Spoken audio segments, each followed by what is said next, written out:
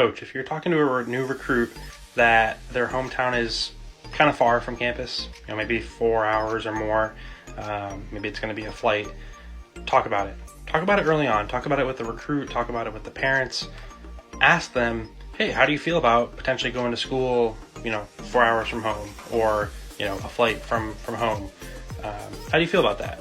Ask the recruit, ask the parents, hey, how do you feel about your son or your daughter going that far from home for college? See what they say.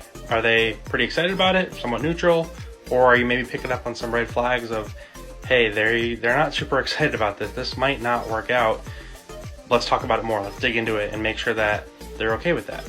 Figure out what other schools are looking at and try to understand, is this going to potentially work out being that far from home? Because distance is important, and it can be a big factor, and a lot of times it gets to the end and coaches will lose recruits because they say, hey, coach, I just decided I didn't want to go that far from home. Hey, if we can get out in front of that and talk about it, one, we might be able to help them overcome it, but two, we might be able to understand, hey, it's just not going to work out. They are not going to be excited or interested in going that far from home for college, and so, hey, we might as well part ways now because it just doesn't seem like it's going to work out. Save yourself some time and energy of recruiting someone that probably at the end just wasn't going to choose you because of distance. If you bring it up early on, you might figure that out. If you don't, you run the risk of getting to the end and it was a big deal, but they didn't bring it up. You didn't ask about it, and so you're finding out, hey, distance was a big factor, and so we lost them out.